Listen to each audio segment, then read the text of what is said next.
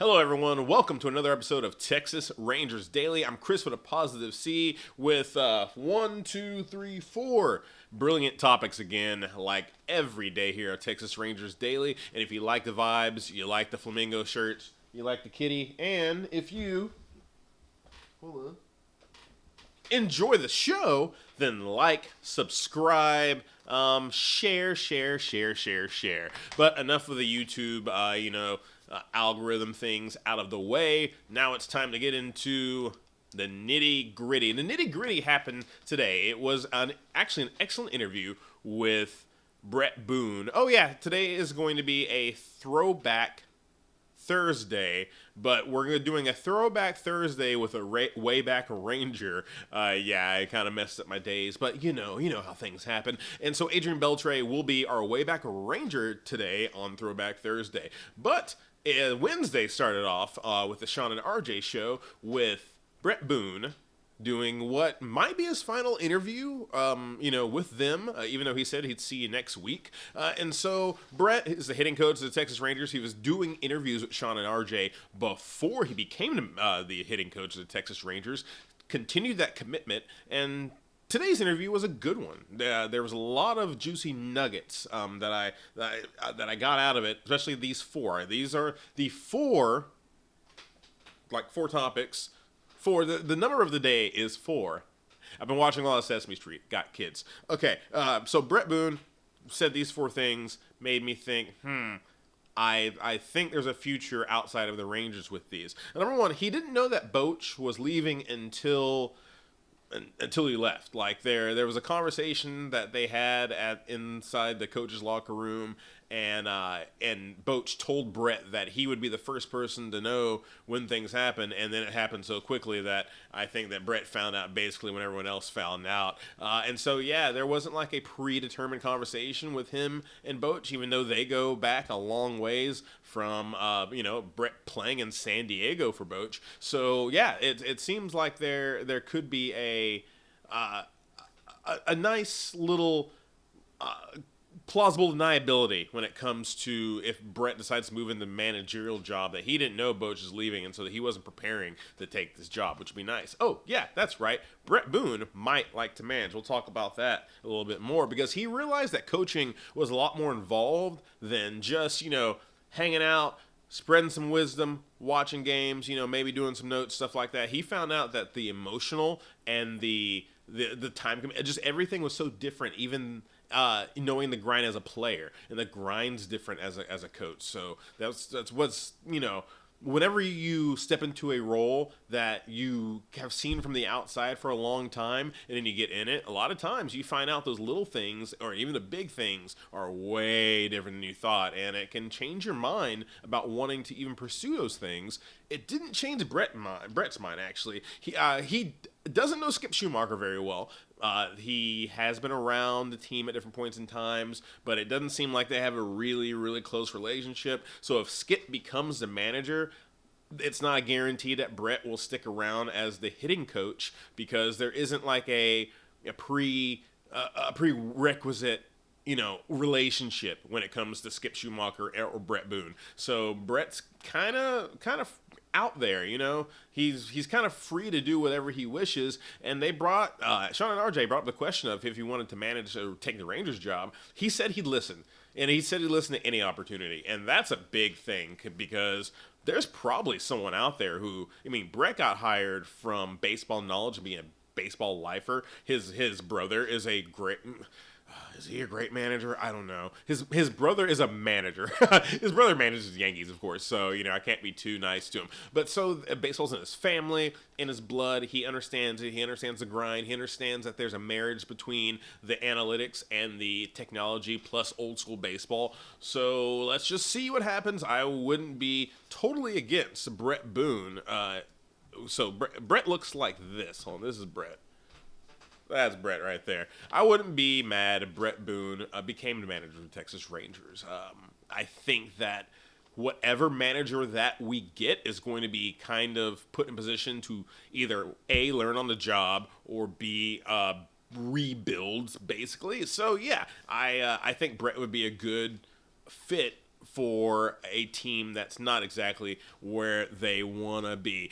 This team wasn't where they want to be, but it wasn't the fault of these guys. Let's talk about these 5 Texas Rangers were nominated for possibly being on the All-MLB team. I didn't know there was an All-MLB team. I knew there was an All-NFL and all that, All-NBA. I didn't know there was an All-MLB team. These 5 Rangers are nominated. I only think 2 of them should make the team because I don't think anyone on this lineup should. And there's one pitcher that's on this list that I don't think should be on there. Let's start with the one who I don't think should be on the list, Merrill Kelly. Merrill Kelly should not make the All-MLB team because as soon as he switched leagues, and I know the rules are basically the same in both leagues, they are the same in both leagues, but as soon as he became a majority AL pitcher versus a majority NL pitcher, his numbers went up. He was bad in the worst times for us because for the Rangers, because we needed him and I think a couple of starts to really lock in and be a potential number 1. He showed he was not. And so, yeah, he's a no for me. Corey Seager, also a no. And not because Corey Seager's not great. I think if you're that injured, and he was fairly injured and then did not end the year because of the appendectomy, he still had some pretty good numbers, 6.1 WAR, which is the 3rd among shortstops, and an 860 OPS. But still, I think that if he's going to get knocked for injury, I don't blame any of the voters for that. Wyatt Langford, was 2020 guy, 5.6 WAR, 3rd on all the outfield. I think Aaron Judge, and I can't remember the other one who was above him. And then a 127 OPS plus. So good numbers, not great numbers for Wyatt Langford. I do not think those numbers deserve all MLB. If there's a threshold for all MLB, I do not think that Wyatt Langford meets that threshold. But the 2 that do, I definitely believe that Jacob deGrom, 9.6 Ks per 9, first time with 100 innings pitched or more since 2019. He definitely deserves it. And Nathan Eovaldi, even though he had an injury-plagued season as well, I think that Nasty Nate proved in different fashion than Corey Seager proved that Nate Eovaldi is actually one of the best pitchers in the game throughout most of his time. Corey Seager was good, but not great. Nathan Eovaldi, 1.73 ERA, a whip of 0.854. That is ridiculous. And that's a career best. So Nasty Nate, having a career best season, definitely deserves all MLB consideration. Same with Jacob deGrom. And yeah, I think this guy has made the all MLB team a few different times. And he's got 2 pictures. He's got one picture right here. He's got one picture right here because we're talking about our way back Ranger of the week on a Throwback Thursday. It is Adrian Beltre.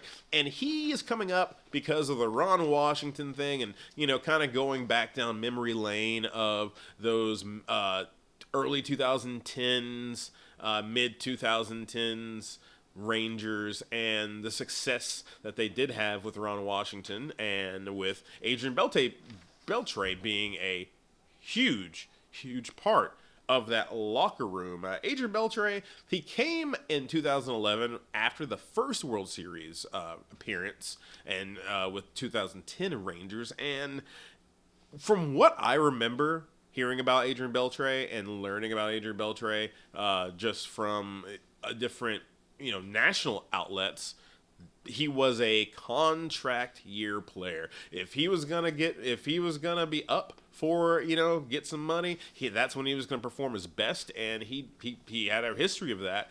And then he took that 1 year kind of prove it deal in Boston after not performing up to his potential in Seattle. Had a great year, came to Texas, and I was very impressed by how he completely changed the narrative around what kind of player he was. Let's look at these Texas Rangers numbers. These are just the numbers with the Rangers. He had some pretty good numbers in other places like Seattle. He had a couple of good years. The Dodgers. He was very young with the Dodgers too. I think he came into the league at like 18. Very, very young player. So Adrian Beltre, for his career, hit 304, 199 home runs, 699 RBIs, and scored 612 runs. Just an absolute boss player, and one of those guys who, throughout his time in the Rangers lineup, was feared. People had to plan around him. In 2012, he had his best year, batted at 321 with a 921 OPS, 36 home runs, 102 RBIs. He was great at third base. I mean, an absolute fiend magician over there with the flat-footed throws, the great, coming in early for bunts, just could barehand anything, strong arm. Adrian Beltre was great in the field, an amazing teammate, the clubhouse leader after Michael Young left, and was shared it with Michael Young while he was there, and undoubtedly the culture setter in that locker room, along with Elvis. And him and Elvis Andrews had a very good playful relationship. They would play around on the field. Some of the best moments in Rangers history have those two in it. And think about this statue right here, so iconic. That statue's going to live forever. That pose is going to live forever. And that was Adrian to a T. Swinging for the fences, but also, hitting over 300 in his career just as a Ranger. And I believe that the naysayers who kind of poo-poo the way the Rangers celebrate Adrian Beltre as one of theirs, they're just jealous that they can't have a statue and a pose as cool as that. So that is Adrian Beltre, your way back Ranger of the day. And I mentioned Michael Young just a second ago when talking about Adrian Beltre because he was a team leader. Michael Young was this unquestioned leader of this team for a long, long time, for some doldrums all the way up until it getting to the World Series twice. And then, ended his career, in Philadelphia and with the Dodgers. Not the way you really wanted it to end, but as you see with this picture, he did come back. He's come back in special advisory roles and everything like that. But Michael Young has been tossed around as the favorite for the Anaheim Angels job, the follower Ron Washington. So that got me thinking, since he's a member of the Rangers organization right now, we can talk about him on Texas Rangers Daily. Where do you think the best fit for a guy like Michael Young to be a manager would be? And I have the names of the teams that need managers. Let's just go over them right now. The Orioles, the Twins, the Nationals, the Rockies, the Angels, the Giants, the Rangers, and the Braves. Lots of teams on there. In fact, you have almost a perfect split of 4-4 when it comes to National League and American League. So yeah, we'll go over them one by one and see if we agree. You can comment below. Again, comment, subscribe, and like if you like the vibes. And yeah, we'll see if Michael Young would be a good fit. First, the Orioles. I do not think so, just because I think that Michael needs a team that is going to have an ownership behind it. And it doesn't seem like that Orioles ownership really is behind that team, and because they had a chance to really make a couple of moves and then solidify themselves after a couple of good years, and now they've fallen completely down the wayside, and it doesn't seem like they're going to buy their way back. So no on the Baltimore Orioles. Yeah, Minnesota Twins, I could see him with the Twins, mainly because that's such a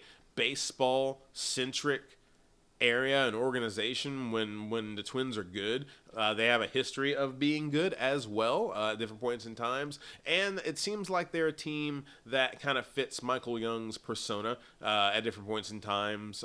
They're kind of underrated, undervalued, and then can come up when it really matters. So yeah, the Twins would be a good team. The Washington Nationals, again, they have a little bit of a winning history lately. I think there could be some good synergy when it comes to winning a World Series.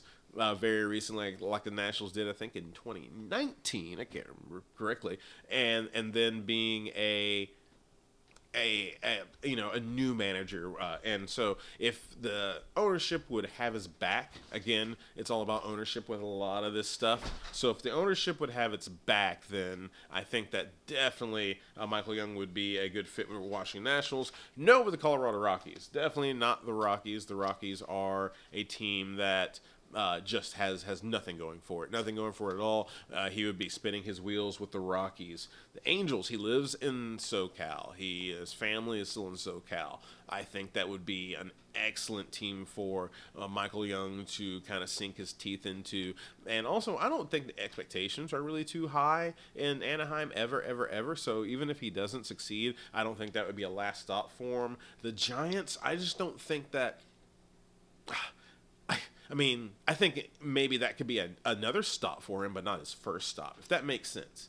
The Braves would be a great spot for Michael Young, a team that, again, kind of has a baseball presence like Michael Young, sometimes underrated, sometimes really good. I think that would be a good stop for good old Michael Young, but the best stop, the only stop, and the stop that I actually would like. I know that Skip Schumacher is the favorite. I understand that. But if we're going to hire a manager that is, Skip only had 2 years of managerial experience before he left, Miami. And there's something about that says, yes, you stood on your morals, you stood on what you wanted to do with that team that wasn't being allowed or that wasn't going to be allowed, and you left because they weren't up to your standards.